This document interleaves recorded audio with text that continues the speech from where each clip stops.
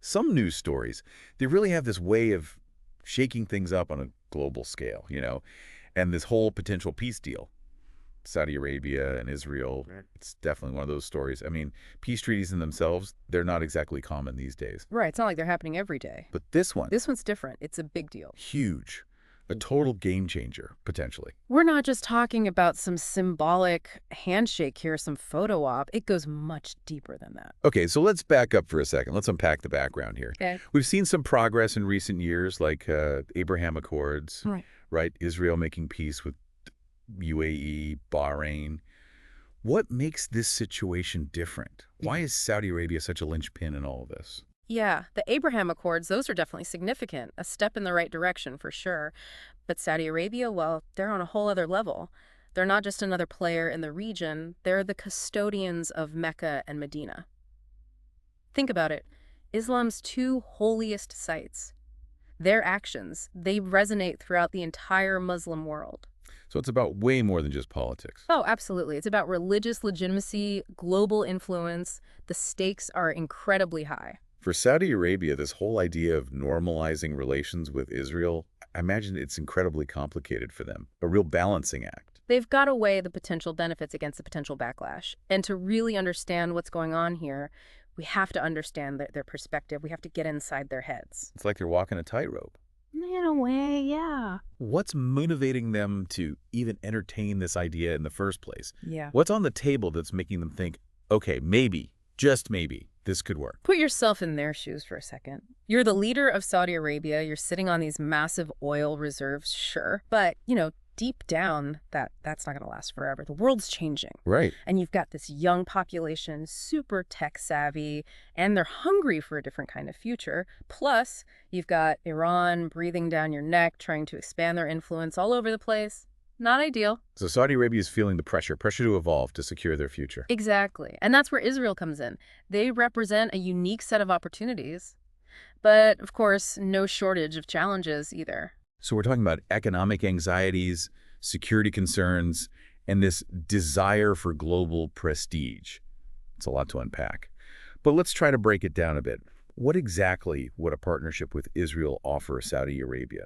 Where do we even begin with the potential benefits? Well, you mentioned security, right? And that's huge for Saudi Arabia. You've got Iran on one side, and that they're not exactly known for, shall we say, playing nicely in the sandbox. Right. Iran's been flexing its muscles, supporting all these proxy groups across the region. So for Saudi Arabia, a closer relationship with Israel, it's a way to push back against that. Israel's got a pretty formidable military, not to mention all that cutting-edge technology. Exactly. It's about forming a united front, strength in numbers. Safety in numbers, a classic strategy. But it's more than just military cooperation, right? We're talking about Saudi Arabia's economy, their need to diversify beyond oil. Right. They're looking to the future. And they know they can't just rely on oil forever. They need to find something new, something more sustainable. And that's where Israel comes in again. Think cybersecurity, agricultural technology, renewable energy. Israel's light years ahead in those areas. Israel, the startup nation. Everybody's heard that. For a reason. And for Saudi Arabia, this is a chance to tap into that, to get a crash course in innovation, attract foreign investment, diversify the economy. On paper, it's a win-win. Okay, but we know it's never that simple. We've heard a lot of cautious statements from the Saudis. Clearly, they're interested in the potential benefits, but something's holding them back. What's the sticking point?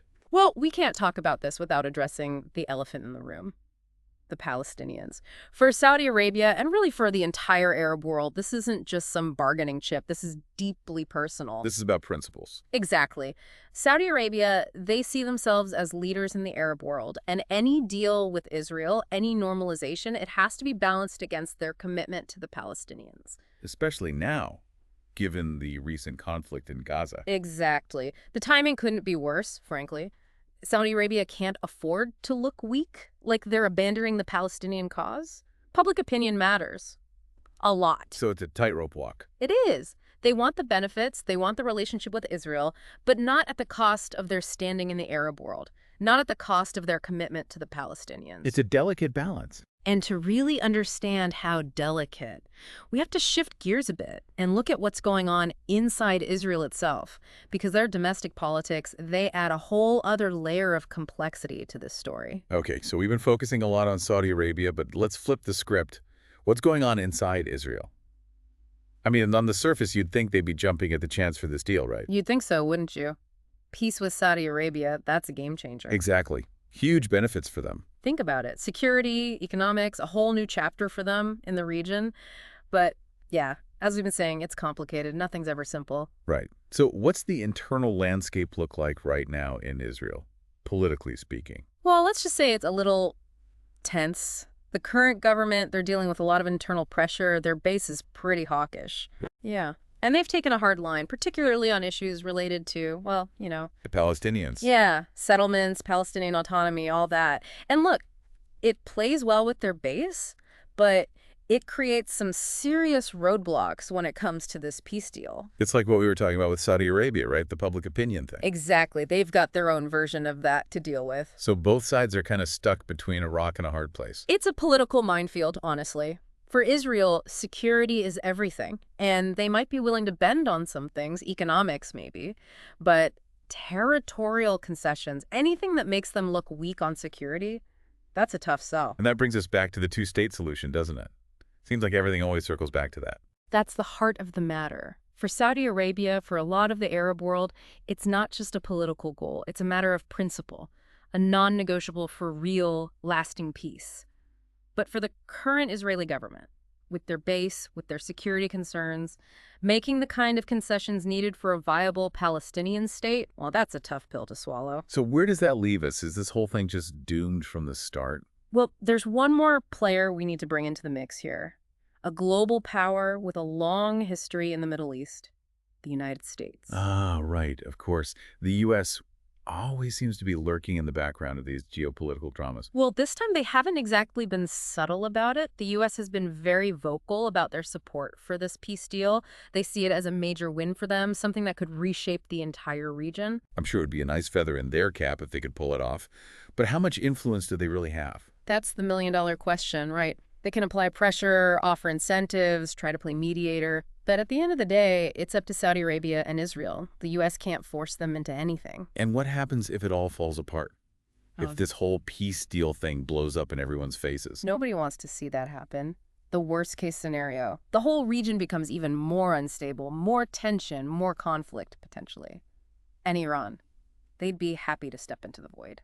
So, what's the takeaway for our listeners here? Should we be optimistic? Pessimistic? Well, here's the thing. The very fact that these talks are even happening, that these two countries are willing to sit down and talk, it's significant. It tells us that despite all the baggage, all the challenges, there's hope. The potential rewards are just too big to ignore. It's easy to get caught up in the geopolitical chess game of it all. But at the end of the day, these are human lives we're talking about. The decisions being made right now, they'll have real consequences for millions of people. And that's why it's so important to stay informed, to look beyond the headlines, beyond the talking points. This is a complex issue, but it's an important one, and the story's far from over. Yeah, exactly. It's a story that reminds us that even in a world that can feel hopelessly mired in conflict, peace is always worth striving for. Thanks for joining us for this deep dive. We'll keep following this story as it develops and bring you the insights you need to stay informed.